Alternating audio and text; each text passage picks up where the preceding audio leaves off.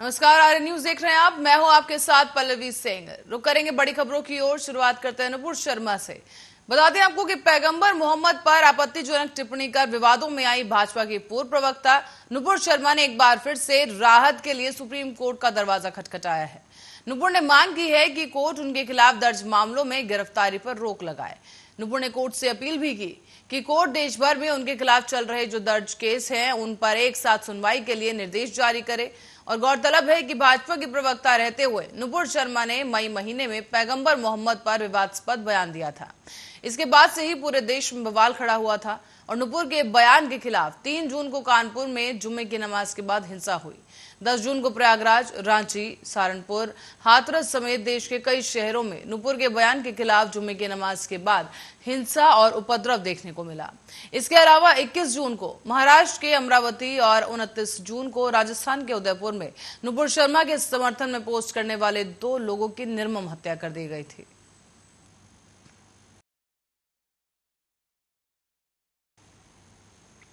और उत्तर प्रदेश के मुख्यमंत्री योगी आदित्यनाथ ने अधिकारियों को सख्त निर्देश दे दिए हैं कि वो छोटी से छोटी घटनाओं को लेकर भी सतर्क रहें और लापरवाही न बरतें।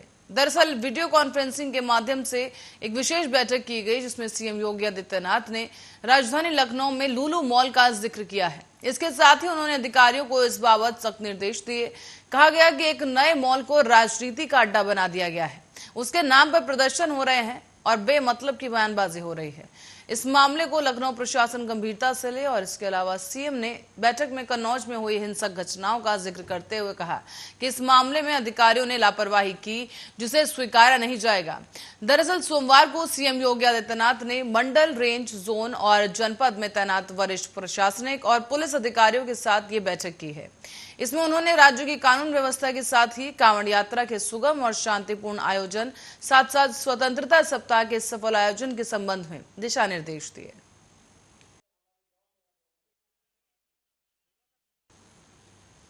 और उत्तर प्रदेश में विधान परिषद की 2 सीटों पर उपचुनाव 11 अगस्त को होने जा रहे हैं। सपा के अहमद हसन के निधन और बीजेपी के ठाकुर जयवीर सिंह के इस्तीफे देने के बाद ये सीट खाली हुई है जिस पर अब उपचुनाव होना है। निर्वाचन आयोग ने एमएलसी की दोनों सीटों के उपचुनाव का कार्यक्रम जारी कर दिया है और आयोग ने दोनों सीटों के लिए अलग अलग उपचुनाव कराने की घोषणा की। विधानसभा कोटे की इन दोनों ही सीटों को चुनाव की अधिसूचना 25 जुलाई को जारी की जाएगी और मुख्य निर्वाचन अधिकारी अजय कुमार शुक्ला की ओर से जारी की गई चुनाव कार्यक्रम के अनुसार अगस्त तक नामांकन पत्र भरे जाएंगे। आपको बता दें कि 2 अगस्त को नामांकन पत्रों की जांच होगी जबकि 4 अगस्त को नाम वापस लिया जा सकेगा। 11 अगस्त को दोनों ही सीटों के लिए सुबह 9 बजे से शाम के 4 बजे तक मतदान जारी रहेगा। इस बीच शाम के 5 बजे मतगणना होगी और इन सीटों के उपचुनाव में बीजेपी की जीत तय मानी जा रही है। हालांकि विधानसभा के 403 विधायकों में से 255 विधायक अकेले बीजेपी के हैं, जबकि बीजेपी गठबंधन की 273 सीटें हैं। तो वहीं बात करें समाजवादी पार्टी की, तो समाजवादी पार्टी की 111 सीटें हैं, जबकि गठबंधन के सहयोगियों के साथ उसकी 125 सीटें हैं। अब एमएलसी उपचुनाव में जीत के लिए 202 विधायकों के मतों की जरूरत है। ऐसे में दोनों ही सीटों पर बीजेपी बड़े ही आराम से जीत दर्ज कर सकती है।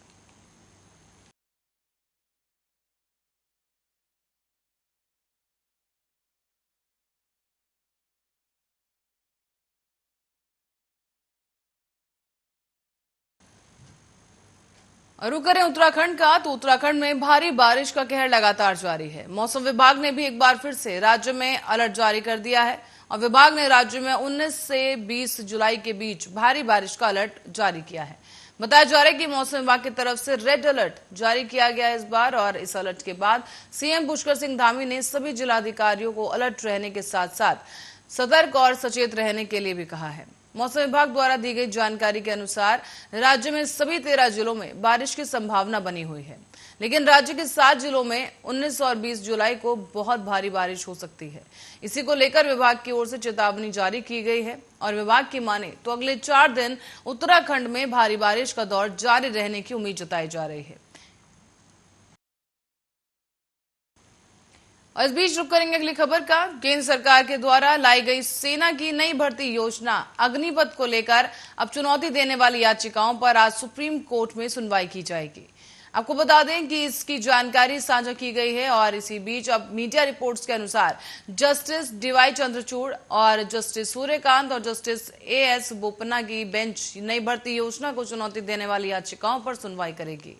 इस बीच आपको ये भी बता दें कि शीर्ष अदालत ने इस महीने की शुरुआत में ही याचिकाओं पर सुनवाई के लिए सहमति जताई थी, लेकिन जस्टिस इंदिरा बनर्जी और जस्टिस जेके महेश्वरी की पीठ ने कहा कि गर्मी की छुट्टी के बाद शीर्ष अदालत के फिर से खुलने पर भर्ती योजना के खिलाफ याचिकाओं को एक उपयुक्त पीठ के समक्ष सूचीबद्ध तरीके से किया जाएगा। दरअसल अग्निपथ योजना के खिलाफ सुप्रीम कोर्ट में 3 याचिकाएं दाखिल की गई हैं।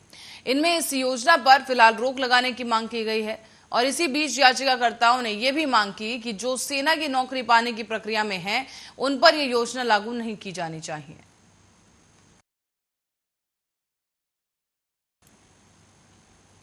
और जीएसटी को लेकर एक बार फिर से केंद्र सरकार को घेरा जा रहा है। बता दें आपको कि जीएसटी की दरों में बढ़ोतरी और दही, छाछ, पनीर, पैकेट बंद आटा और चीनी चावल जैसी तमाम चीजों के महंगा होने के बाद अब शिवसेना ने मोदी सरकार पर हमला बोला है।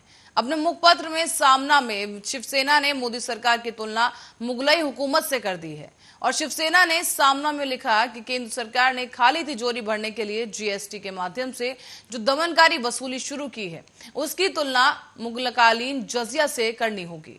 जीवन के लिए आवश्यक वस्तुओं पर जीएसटी मतलब नई मुगलई है और इस पर नई मुगलई के विरोध में जनता को अब यलगार करना ही होगा। शिवसेना ने सामना में यह भी लिख दिया है कि सरकार ने जिन नई वस्तुओं को जीएसटी के जाल में खींचा है, उसे देखते हुए गरीब और मध्यम वर्गीयों की कमर पूरी तरह से टूट जाएगी। ये भी कहा गया है कि निश्चित तौर पर दिलेश्वरों ने ये कर दिखाया है और गरीब लोगों की कमर तोड़ दी है। रसोई घर में प्रतिदिन इस्तेमाल किए जाने वाला दही, छाछ, पनीर और पैकेट बंद आटा जैसी तमाम चीजों पर एक बार फिर से 5% जीएसटी लगाई गई है और गरीब और मेहनतकश लोग भत्ते के रूप में जो लाई चिवड़ा खाते हैं, उस पर भी 5% जीएसटी लगा दी गई है। अब इससे सरकार ने क्या हासिल किया, ये एक बड़ा सवाल खड़ा होता है। कहा यह भी जा रहा है कि मोदी सरकार पर हमला बोलते हुए शिवसेना ने कहा कि अच्छे दिन का गाजर तो सरकार ने पहले ही तोड़कर खा लिया है और अब एक नया जीएसटी ले आए हैं।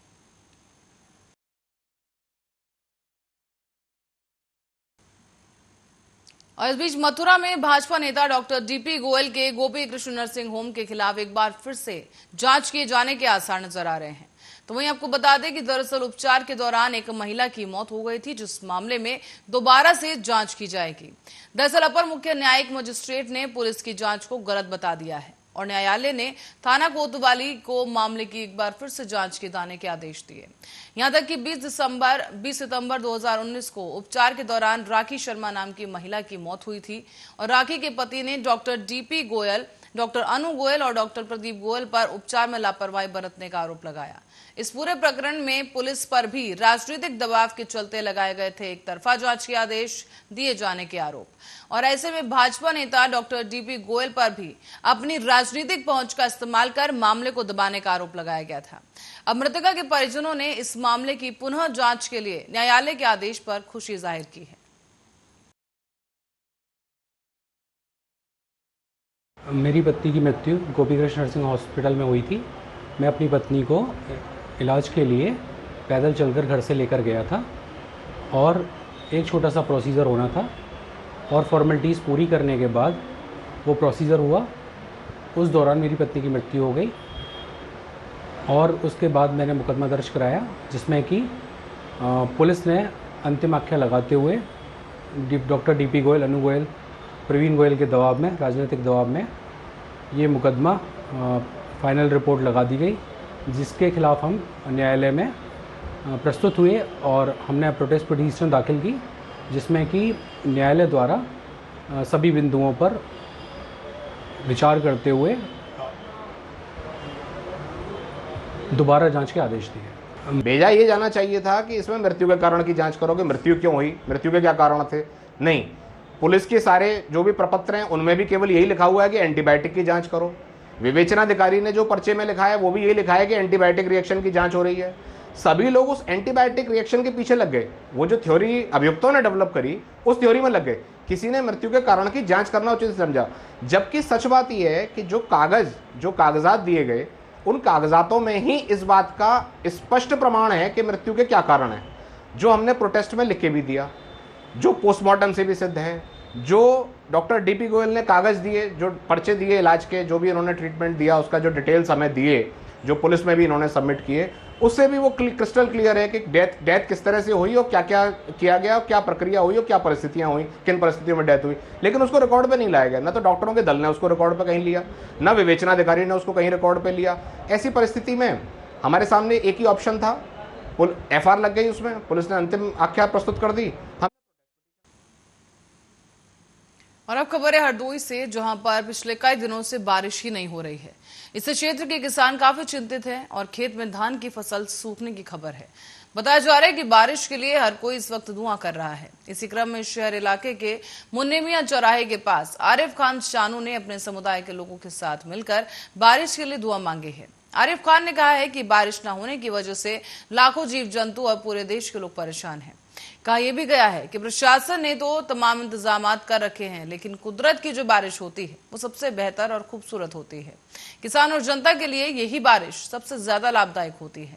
कहा जा रहा है कि बरसात के लिए ये दुआ मांगी गई है। दरअसल हरदोई में बरसात नहीं हो पा रही है और ऐसे में किसान काफी परेशान हैं, क्योंकि उनके खेतों में लगा धान सूख रहा है और कई खेतों में धान लग ही नहीं पा रहा। गन्ना और मक्का की फसलें भी सूख रही हैं। ऐसे में किसान काफी ज्यादा हताश हो चुके हैं।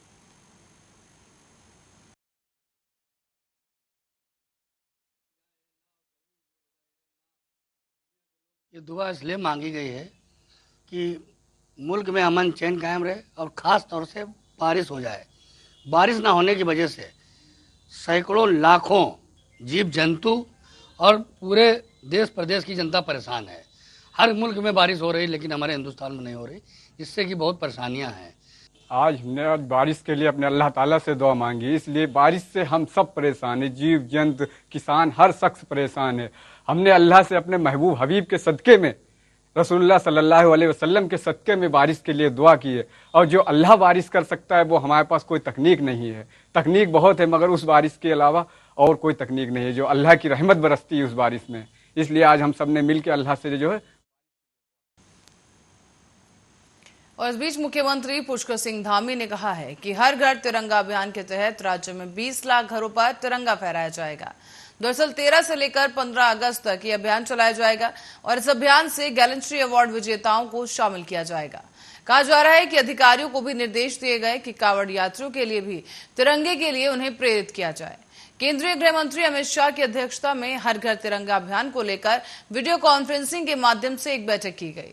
इस बैठक में मुख्यमंत्री पुष्कर सिंह धामी ने प्रतिभाग किया और वीडियो कॉन्फ्रेंसिंग में केंद्रीय संस्कृति मंत्री जी किशन रेड्डी और राज्यों के केंद्र शासित प्रदेशों के राज्यपाल, उपराज्यपाल और मुख्यमंत्री शामिल रहे।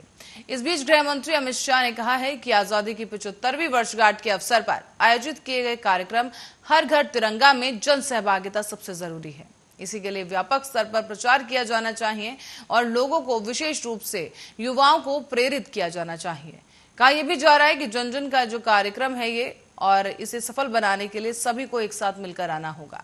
केंद्र और सभी राज्य सरकारों को मिलकर काम करना होगा और हर घर तिरंगा अभियान की भावना को ग्राम स्तर तक भी ले जाना होगा। और इस बीच रायबरेली से एक खबर सामने आ रही है, या यूं कहें कि एक ऐसा उदाहरण सामने आ रहा है जो सभी के दिलों में जोश पैदा कर सकता है। रायबरेली में ये एक किशोर है जो चल नहीं सकता, ना ही ये बोल सकता है। उसके शरीर के अंग पूरी तरह से अकड़ चुके हैं और लिहाजा ठीक से बैठने में भी इस किशोर को दिक्कत होती है। इसके दोनों हाथ भी काम नहीं करते, लेकिन बावजूद इसके शारीरिक रूप से असक्षम इस बच्चे ने हार नहीं मानी। इसने अपने पैरों को अपना हथियार बना लिया और आज ये बच्चा न केवल उससे लिखता है बल्कि ड्राइंग भी बनाता है। पैरों से ये बच्चा अपना मोबाइल फोन भी चलाता है और पैरों से ही पानी पीता है।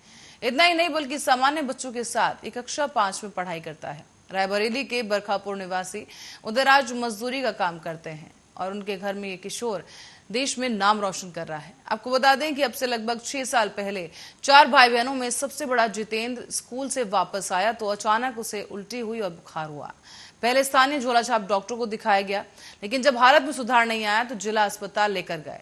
मामला दिमागी बुखार का निकला, लिहाजा केस बिगड़ चुका था और शरीर अकड़ चुका था। इस दौरान हाथ और पैर का मूवमेंट खत्म हो चुका था। डॉक्टरों का कहना था कि अब इसका आगे कोई इलाज नहीं है। घर ले जाइए और समय का इंतजार करें। ये बच्चा अपने आप ठीक होगा। समय बीतता गया लेकिन शरीर के अंग पर उसका नियंत्रण नहीं बन पाया। लेकिन धीरे धीरे जितेंद्र का अपने पैरों पर नियंत्रण होने लगा तो वो छोटे मोटे काम अपने पैरों से ही करने लगा। जितेंद्र की जिंदगी को और करीब से जानेंगे इस रिपोर्ट में। प्रतिभा किसी की मोहताज नहीं होती है। रायबरेली शहर के छोटे से गांव एक बरखापुर गांव में एक बच्चा जो है जिसके बुखार आने से जो है उसका पूरा बदन अकड़ गया था। निश्चित ही जिसका बड़ा लड़का जो है वो बीमार हो जाए तो उसके ऊपर जो है वो संकट आ गया। दिमाग नहीं काम कर रहा था कि आखिर एक अकेली माँ कैसे बच्चे को पालेगी और कैसे उसकी परवरिश करेगी, इस बच्चे का भविष्य क्या होगा। लेकिन धन्य है वो माँ जिसने हौसले मतलब हालातों से कहीं न डर के समझौता न करते हुए अपने बच्चे को ही आगे बढ़ाने के लिए एक सार्थक पहल की है। हमारे साथ उमा भी हैं, आइए जानते हैं कि इनका क्या नाम है आपका? फूलमती। फूलमती जी, जब आपने जाना कि आपके बच्चे के बुखार आया है और शरीर अकड़ गया है तो क्या बीती थी आप पर? अरे बहुत रोते रहे सर कि कैसे यहाँ इसको इलाज कराएंगे, कैसे ठीक होगा। अकेला बेटा तब उस समय जब पड़ा था जब अकेला बेटा रहा। अच्छा, कितने साल पहले लमसम ये बीमारी आई थी? लमसम वो ये 8 साल का रहा तब बीमार हुआ। 8 साल का था। इस समय बच्चा कितने साल का है? इतने समय 18 साल का है। तो ये बच्चा है जितेंद्र जो है, ये आज की तारीख में ये अपने हाथ से अपने पैर से ही और हाथों से ये लिख भी लेता है और लिखने के साथ साथ जो है ये ड्राइंग भी बहुत अच्छी बनाता है। ये तिरंगा ये भी बनाता है। तो ये अब अपनी इनकी माँ जो है उन्होंने इस बच्चे को हौसला दिया। आज ये बच्चा जो है वो अपने जो रोज़मर्रा के काम हैं, पानी लाना है, खाना खाना है, इन कामों को वो बड़े आराम से कर लेता है। तो एक माँ की हिम्मत थी जिन्होंने एक हौसला बनाए रखा और बच्चे को जो है आज इस यहाँ तक पहुँचा दिया कि उसको भूल कर वो एक आगे बढ़े। और इस पूरे उसमें जो है भूमिका जो रही है वो एक समावेशी शिक्षक की रही है। हमारे साथ वो शिक्षक भी यहाँ पर मौजूद हैं, इनसे भी जानेंगे कि आपने किस तरह से इस परिवार का मनोबल बढ़ाया है। क्या नाम है आपका? जी, मेरा नाम अभय प्रकाश श्रीवास्तव है। अभय जी, जब आपने जाना ये लोग आपके संपर्क में आए तो किस तरह से आपने इनका मनोबल बढ़ाया है? मैं विज़िट कर रहा था नगर क्षेत्र में और मैंने देखा कि जानकारी मिली कुछ बच्चे ऐसे हैं जो शिक्षा से अवसर उनको नहीं मिल पा रहे हैं। और देश में RTE एक्ट लागू है, राइट टू एजुकेशन एक्ट 2009 में आया और जिसमें 0 रिजेक्शन की पॉलिसी आई कि आप किसी बच्चे को शिक्षा के अवसर से छोड़ेंगे नहीं, उनको अवसर प्रदान करेंगे। तो दिव्यांग बच्चों को समाज की मुख्य धारा से जोड़ने के लिए हम विशेष शिक्षक लगातार अपने प्रयास करते रहते हैं। उसी क्रम में हमने सर्वे किया गाँव का, तो पता चला कि गाँव में एक बच्चा ऐसा है जी और बच्चा बिस्तर पर लेटा हुआ था। तो देख करके थोड़ा सा हमें भी तकलीफ़ हुई और फिर उनकी माताजी से बात हुई तो वो भी बड़ी निराश थी, घर वाले भी बड़े निराश थे, अगल बगल वाले भी निराश थे कि अब इसका कुछ हो नहीं सकता है। हुआ ये था कि 2-3 क्लास 2 या 3rd में बच्चा था उस समय और उसको तभी इसको बुखार आया, मानसिक बुखार आया और वो बुखार इसके दिमाग पे चढ़ा इस तरीके से कि वो पूरा उसका शरीर पैरालाइज हो गया और ये बालक एक सामान्य बालक से बहुविकलांग बालक हो गया। इसको न्यूरो फंक्शन बिगड़ा, साथ ही साथ शरीर का पूरा शरीर गड़बड़ हो गया, खाली बायां पैर से काम अभी कर रहा है इस समय। तो ये बच्चा जो अभी ये लिखता है तो ये बाएं पैर से लिखता है? जी जी जी। और बाकी शरीर उसका गड़बड़ था, लेकिन उस समय जब ये हौसला डाउन कर चुका था उस समय बिल्कुल नहीं, ऑन बेड था ये। लेकिन धीरे धीरे करते करते हम जब इसका हमने आकलन किया कि इसमें क्या क्या चीज़ें हैं, रेसिडुअल पावर जितनी बची हुई इसके अंदर कैपेसिटी है उसको यूज़ किया जाए। तो सबसे बड़ी चीज़ है मन के हारे हार मन के जीते जीत। तो हमने प्रयास किया, पहले मोटिवेशन इनकी माता जी को दिया, इनके घर वालों को दिया कि कुछ कर सकता है बच्चा और सरकारी सुविधाओं का के विषय में बताया। फिर इसका हमने सर्टिफिकेट भी बनवाया दिव्यांगता वाला ताकि इनको, चूँकि बिना कागज़ के तो कोई मानता ही नहीं कि हैंडीकैप है, तो वो कागज़ बनवाने के बाद इनको ट्राईसाइकिल 2-3 बार इनको दिलाने का प्रयास किया, वो भी मिली इनको। तो कुछ जब कॉन्क्रीट चीज़ इनको दिखाई पड़ी कि हाँ सर के आने से कुछ मिल रहा है, फिर विद्यालय में जोड़ने का प्रयास किया। थोड़ी सी चुनौतियाँ थी, वो समाज की सोच बदलने की बात थी, तो चुनौतियाँ थी, लेकिन चूँकि इरादे पक्के थे तो बच्चे को लोगों एक्सेप्ट कराया गया उस विद्यालय से। तो ये जो अध्यापक थे इन्होंने जो है कहीं ना कहीं इस परिवार का जो है वो मनोबल भी बढ़ाया और आज की स्थिति में ये बच्चा जो है वो पूरी तरह से जो है वो अपने रोज़मर्रा के दिनचर्या को नियमित रूप से करता है और इसके साथ साथ ही वो बाएं पैर से जो है वो ड्राइंग भी बनाता है और लिखता है। तो कहीं ना कहीं जो है ये एक बहुत ही है कि जो माता पिता हताश हो जाते हैं कि मेरा बच्चा दिव्यांग है, अब कुछ नहीं कर सकते, तो इस परिवार से एक प्रेरणा लेनी चाहिए कि हौसले जो है वो कभी ना हारना चाहिए और बच्चों को आगे बढ़ाने में मदद करनी चाहिए। कैमरामैन विपिन के साथ ओम शंकर शुक्ला, आर्या न्यूज, रायबरेली। और अब रुक करेंगे मध्य प्रदेश का, जहां पर मध्य प्रदेश के धार जिले से खलखाच में यात्रियों से भारी भरी महाराष्ट्र राज्य परिवहन की बस नर्मदा नदी में गिर गई और ये नदी में गिरने की वजह से करीब 13 यात्रियों की मौत हो गई है। यह हादसा सुबह 9:45 बजे का बताया जा रहा है, जहां सभी 13 लोगों के शवों को नदी से निकाला जा चुका है। इस हादसे में किसी भी यात्री की जान नहीं बची है। बताया जा रहा है कि बस को क्रेन के जरिए निकाला गया। तो वहीं गृह मंत्री नरोत्तम मिश्रा ने हादसे पर दुख जताते हुए कहा कि इंदौर से पुणे जा रहे महाराष्ट्र सरकार की एसटी बस दामनखोट के पास खलगाट में नर्मदा नदी में गिरने से बहुत ही दुख हुआ और दुखद और पीड़ादायक दुर्घटना हुई है। उन्होंने दुर्घटना के कारणों की जांच की बात कही। नदी से लोग भाग रहे थे, उनको बचा हुआ मारा था, पर जो अभी जानकारी आई है तो उस बस में 13-14 लोग भी सवार थे और वो सभी मृत हुए, कोई भी उसमें से बचा नहीं है। जो नाम निकल के आए हैं तो चेतन रामगोपाल जागीर, निवासी गायकला, गोविंदगढ़, जयपुर, राजस्थान, जगन्नाथ हेमराज जोशी, मल्हारगढ़, उदयपुर, राजस्थान, प्रकाश श्रवण चौधरी, 48 साल। और इसी खबर के साथ ही बुलेटिन में फिलहाल के लिए इतना ही। बने रहे हमारे साथ, देखते रहे आर्या न्यूज।